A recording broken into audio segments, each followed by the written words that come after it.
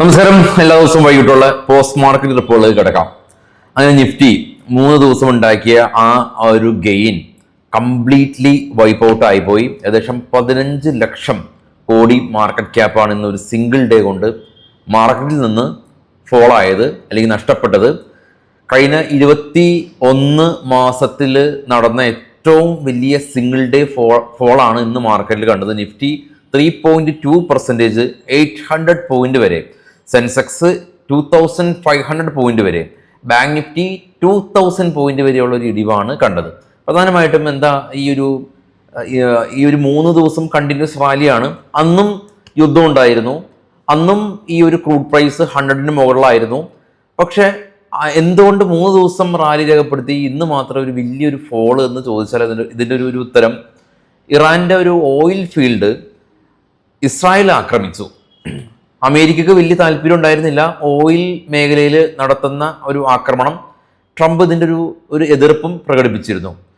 ഇതിനുശേഷം ഇറാൻ വളരെ ശക്തമായ രീതിയിൽ തിരിച്ചടിച്ചത് ഖത്തറിലുള്ള റസലഫാൻ ഇൻഡസ്ട്രിയൽ സിറ്റിയിലുള്ള അവിടുത്തെ ഒരു ഗ്യാസ് പ്രൊഡക്ഷൻ ആ ഒരു ഏരിയയിലാണ്. ലോകത്തിൽ തന്നെ ഏറ്റവും വലിയൊരു ഗ്യാസ് ഫെസിലിറ്റിയാണ് റസലഫാൻ. അതുമാത്രമല്ല, ലോകത്തിലെ 5-1 പ്രൊഡക്ഷൻ, ലോകത്തിൽ തന്നെ 5-1 പ്രൊഡക്ഷൻ നടത്തുന്നത് റസലഫാൻ ഇൻഡസ്ട്രിയൽ സിറ്റിയിൽ നിന്നാണ്. അവിടെ 5 ഡ്രോൺ ഇറാൻ ആക്രമണം നടത്തി. 4 എണ്ണം ഇന്റർസെപ്റ്റ് ചെയ്യാൻ സാധിച്ചു, ഒരെണ്ണം ഇന്റർസെപ്റ്റ് ചെയ്യാൻ സാധിച്ചില്ല. അത് ഫോളായി ആ ഒരു ഗ്യാസ് ആ ഒരു പ്ലാന്റിൽ പതിച്ചു. വലിയ തോതിൽ നാശനഷ്ടം ഉണ്ടായി. ഖത്തർ വലിയ തോതിൽ അമർഷം രേഖപ്പെടുത്തി. ഖത്തറിലുള്ള ഇറാൻ നയതന്ത്ര ഉദ്യോഗസ്ഥരെ 24 മണിക്കൂറിനുള്ളിൽ രാജ്യം വിടാൻ പറഞ്ഞു. കാരണം വലിയ തോതിലുള്ളൊരു നാശനഷ്ടമാണ് ഉണ്ടായിട്ടുള്ളത്. അപ്പോൾ ഇത് ആണ് ക്രൂഡ് പ്രൈസ് 120 വരെ പോയേക്കാമെന്ന് ഇറാൻ തന്നെ പറഞ്ഞിരുന്നു. അതിലേക്ക് അത് പോകുന്ന ഒരു സാഹചര്യമാണ് ഇപ്പോൾ ഉള്ളത്. ഹോർമുസ് കടലെടുക്കും, അവിടെയുള്ള ഒരു ഓയിലിൻ്റെ ട്രാൻസ്പോർട്ടേഷൻ ഇഷ്യൂസ് എല്ലാം തന്നെ നിലവിൽ തന്നെ നമ്മൾ ചർച്ച ചെയ്യുന്ന അല്ലെങ്കിൽ ഭീതിയോടെ കാണുന്ന ഒരു കാര്യം തന്നെയാണ്. അതിൻ്റെ മേലാണ് ഇത്തരത്തിലുള്ളൊരു വലിയൊരു സംഭവം സംഭവിച്ചത്. അത് ഇന്ത്യൻ മാർക്കറ്റിൽ വലിയ തോതിൽ അത് റിഫ്ലക്റ്റ് ചെയ്തു. ഇന്നലെ US മാർക്കറ്റ് ഫോളായിരുന്നു, ഇന്നലെ യൂറോപ്യൻ മാർക്കറ്റ് ഫോളായിരുന്നു. യൂറോപ്യൻ മാർക്കറ്റും ഇപ്പോൾ വലിയ തോതിൽ ഫോളുണ്ട്, ഏഷ്യൻ മാർക്കറ്റും ഫോളുണ്ട്. ആകപ്പാടി ഒരു പോസിറ്റീവായിട്ട് ഉള്ള ഒരു കാര്യം, ഇപ്പോൾ ട്രേഡ് ചെയ്യുന്ന US ഫ്യൂച്ചർ വലിയ ഫോളിലല്ല എന്നുള്ളതാണ്. അത് പോസിറ്റീവ് ആണോ എന്നറിയില്ല. അപ്പോൾ എനിവേ, നിഫ്റ്റി ഇതിന് മുമ്പ് ഈ ഒരു റേഞ്ചിലേക്കൊക്കെ നിഫ്റ്റി എത്തുമോ എന്നുള്ള ഇതൊക്കെ നമുക്ക് സങ്കല്പിക്കാൻ പറ്റുമായിരുന്നില്ല. അത്രമാത്രം നമ്മൾ ബുള്ളിഷായിരുന്നു. എന്നാൽ നിഫ്റ്റി വീണ്ടും ആ ഒരു റേഞ്ചിൽ, ആ ഭീതിപ്പെടുത്തുന്ന ഒരു റേഞ്ചിലേക്ക് എത്തി. 23,000 പൊട്ടി മാർക്കറ്റ് സമയത്ത്. ജസ്റ്റ് 23,000-ന് മുകളിൽ ക്ലോസ് ചെയ്യാനായിട്ട് നമുക്ക് പറ്റി. നിഫ്റ്റിയിലെ ഏറ്റവും കൂടുതൽ പ്രോഫിറ്റ് ബുക്കിംഗ് കണ്ടത് ശ്രീരാം ഫിനാൻസ് ആണ്, 7%. Eternal, Bajaj finance, HDFC, M&M തുടങ്ങിയ സ്റ്റോക്കുകൾ ഭീകരമായ രീതിയിൽ ഇടിവ് രേഖപ്പെടുത്തി. സൊമാറ്റോവും സ്വിഗ്ഗിയിലും തന്നെ കഴിഞ്ഞ ദിവസങ്ങളിൽ ശക്തമായ റാലി രേഖപ്പെടുത്തിയതായിരുന്നു. എന്നിട്ടും ആ ഒരു പ്രോഫിറ്റ് ബുക്കിംഗ് കംപ്ലീറ്റ്ലി വൈപ്പ് ഔട്ടായി. നിഫ്റ്റിയിൽ ONGC മാത്രമാണ് പോസിറ്റീവിൽ ക്ലോസ് ചെയ്യാൻ പറ്റിയ ആകെ ഒരു കമ്പനി. നമുക്ക് നേരെ ഗ്ലോബൽ മാർക്കറ്റ് പരിശോധിക്കാം. ഗോൾഡ് ഇടിഞ്ഞു, 136 പോയിന്റ് ഇടിഞ്ഞു, 4,600. സിൽവർ ഇടിഞ്ഞു, $6 ഇടിഞ്ഞു, അഥവാ 7%. ബിറ്റ്കോയിൻ ഇടിഞ്ഞു. ബ്രന്റ് ഓയിൽ കാണാം 114 എത്തി. നാച്ചുറൽ ഗ്യാസ് സ്പൈക്ക് ചെയ്തു 3%. പിന്നെ കാണുന്നത് gift nifty, Dow future, China, Australia, Korea, Japan മാർക്കറ്റുകളാണ് ഭീകരമായ രീതിയിൽ ഇടിവ്. ഈ ഗ്രീൻ കാണുന്നത് സംശയിക്കേണ്ട, അത് ഇന്ത്യ വിക്സ് തന്നെയാണ്. 21% ഇന്ത്യ വിക്സ് സ്പൈക്ക് ചെയ്തു, 22 നിൽക്കുകയാണ്. ഇപ്പോൾ ട്രേഡ് ചെയ്യുന്ന 3 യൂറോപ്യൻ മാർക്കറ്റാണ് ഏറ്റവും താഴെ കാണുന്നത്. അത് 3ഉം നെഗറ്റീവിൽ തന്നെയാണ് ഉള്ളത്. അപ്പോൾ ഇതാണ് അവസ്ഥ. HDFC ബാങ്കിൻ്റെ ഭാഗത്ത് നിന്ന് വലിയൊരു ഇടിവുണ്ടായിരുന്നു രാവിലെ, പക്ഷേ അത് കുറച്ച് റിക്കവറി രേഖപ്പെടുത്തി. HDFC ബാങ്കിൻ്റെ പാർട്ട് ടൈം ചെയർമാൻ റിസൈൻ ചെയ്തതാണ് HDFC ബാങ്ക് ഇടിയാനായിട്ട് കാരണം. ഇന്നലെ നമ്മൾ HDFC ബാങ്ക് ADR-ഉം ഇടിവ് രേഖപ്പെടുത്തിയിരുന്നു. നമ്മൾ രാവിലെ പ്രീ മാർക്കറ്റിൽ കണ്ടതാണ്. എന്നാൽ HDFC ബാങ്ക് ഓപ്പൺ ചെയ്തതിന് ശേഷം പെട്ടെന്നൊരു റിക്കവറി രേഖപ്പെടുത്തി.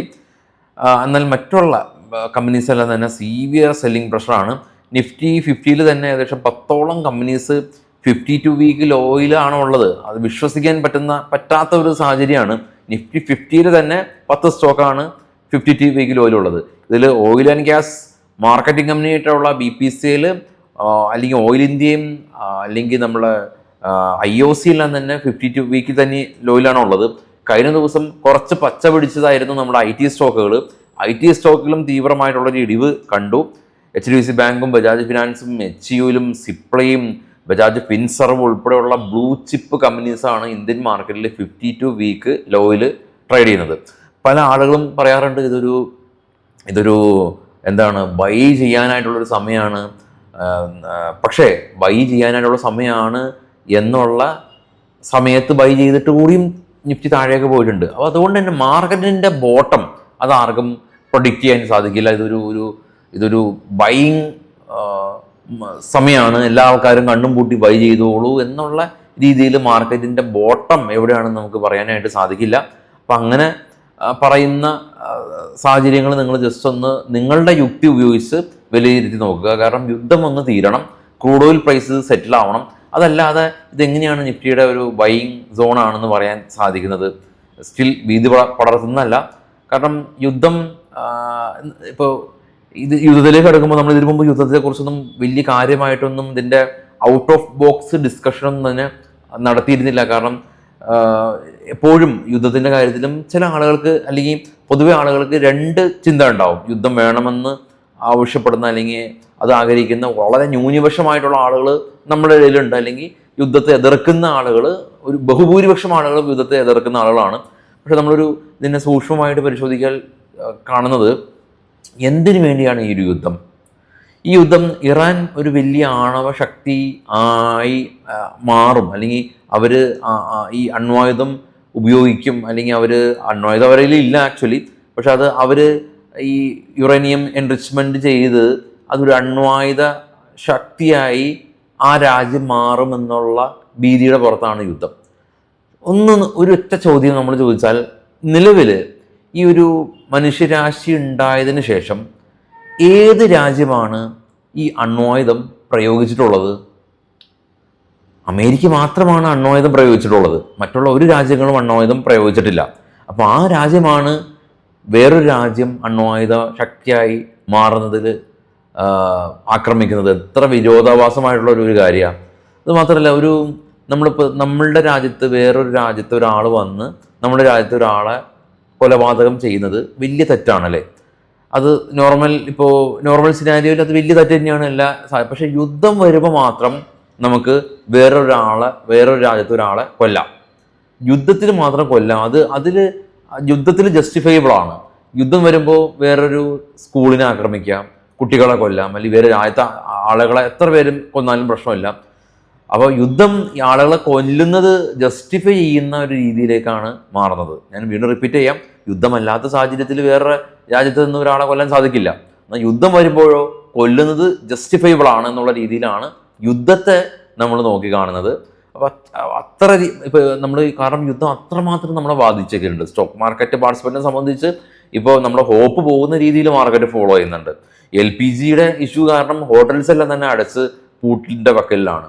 ഇപ്പോൾ പല ആളുകളും പെട്രോളും കാറിലെല്ലാം തന്നെ പെട്രോളും ഡീസലും കൂടുതൽ ഫില്ല് ചെയ്യുന്നുണ്ട്. കാരണം ഇത് പെട്രോളും ഡീസലും ബന്ധായാലോ എന്നുള്ളൊരു ഭീതിയിൽ.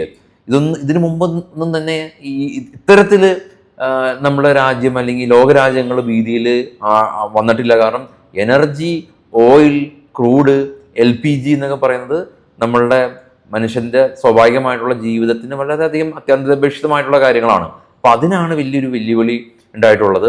അപ്പോൾ അത്തരത്തിൽ ക്രൂഡ് പ്രൈസ് ഈ ഒരു ഹയർ ലെവലിൽ നിൽക്കുന്നത് ലോകത്തിലെ ഏറ്റവും കൂടുതൽ ക്രൂഡ് ഇമ്പോർട്ട് ചെയ്യുന്ന രാജ്യം എന്ന നിലയിൽ നമുക്ക് എപ്പോഴും ഭീഷണി തന്നെയാണ്.